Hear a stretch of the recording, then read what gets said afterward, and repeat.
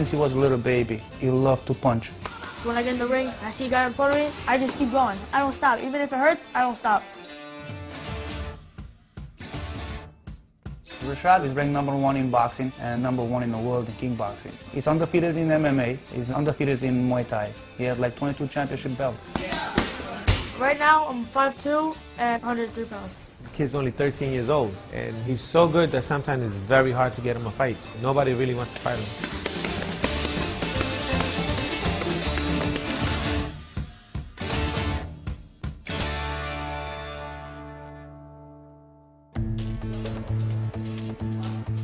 Reshat trains like 5 days a week, 2.5 hours a day. He goes to school, comes home, does his homework, eat, then we head out to the boxing gym. I tell my kids this is a very physical, hard sport. You got to train your body so when you get hit, it won't hurt as much. I've known Reshat 2 years, but he's been doing kickboxing and jiu-jitsu before that. Since he was a little baby, he loved to punch. At age 5, Reshat started competing with jiu-jitsu and submission grappling, and he basically won every competition he competed in. As he got a little bit older, the kickboxing matches started coming in, and MMA fights started coming in. He liked the most MMA, combination of all mixed martial arts, but in New York it's not allowed for kids, even for adults. So we had to travel all over the country to find him fights. It's easier to find boxing in New York, so if you cannot get any other fights, we started doing boxing. Now, he's a 4 years in a row world kickboxing champion. He's the junior Olympic boxing champion. He's a North American submission grappling champion and grapple square jiu-jitsu champion. He's undefeated in MMA, he's undefeated in Muay Thai. He's ranked #1 in the world in kickboxing, and he's ranked #1 in boxing in the United States. He's 100 pounds division. What makes Reshat special, he's willing to mix it up. He don't run, he wants to fight. And that's what makes him special. He stays there, he's not afraid to get hit. I can fight different ways. If they can brawl, I'll brawl with them. If they'll try to fight technical, I'll fight technical back. They call me Albanian Bear. His sparring partner, which is Harley Madero, he's also a Silver Glove national champion. So it'll be a good sparring. He'll be sparring maybe 6-7 rounds with him. Amazing fighter. Really, really talented. Me and him both won the Silver Glove this year. Hopefully we're going to go back this year and win it again. My father was a boxer, and he taught boxing to me. I have a son, I teach it to my son. But it's a lot of frustration coaching your own kid. You expect way more than any other kid. My father teaches me like how to punch, what to do in the situation. Also, he cares about me. He's always taking care of me, you know? Reshat does get a little nervous before a fight, but it's not because he knows he's going to lose or he knows he's going to do bad. He don't want to look bad in front of his dad. When I see my father and he goes, "Stop, you're getting hit too much. Put your hands up." That's the kind of things that I get kind of intimidated, like scared of, because I want to prove to my father that I'm good enough to box.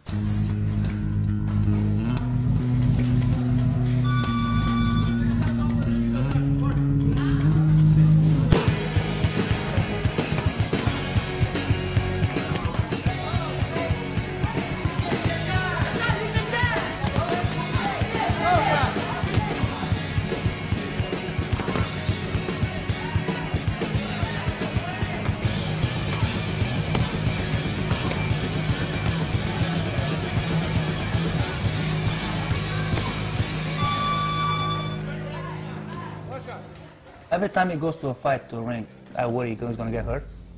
And also, I don't want anybody else to get hurt, you know, because they're kids.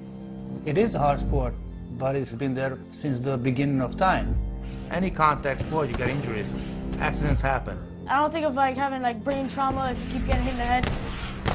What I need to do is keep my hands up so I don't have to worry about that happening. If I don't keep my hands up, it's my problem.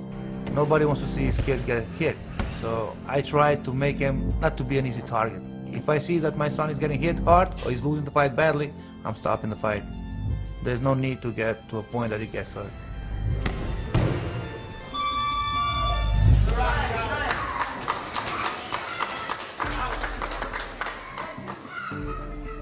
From a boxing gym from Flatbush, we're going to a kickboxing gym, which is in Staten Island, to continue our training. So that's long hours, and that's 5 days a week, actually. If I keep working hard, you know, in my heart, in my head, I know that I can end up being on top. Everybody has his dreams. You want to be the best, you got to put up your time.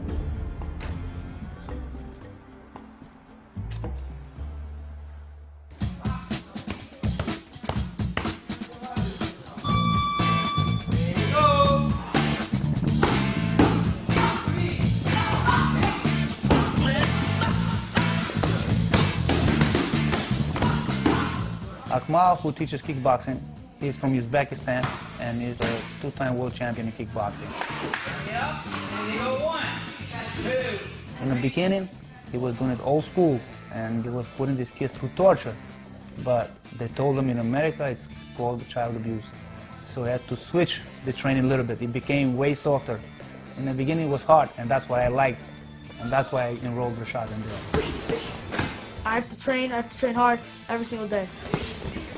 I spent mostly all my life trying to be on top. If I keep going with that, I can end up getting famous off of what I want to do most, and that's boxing and MMA.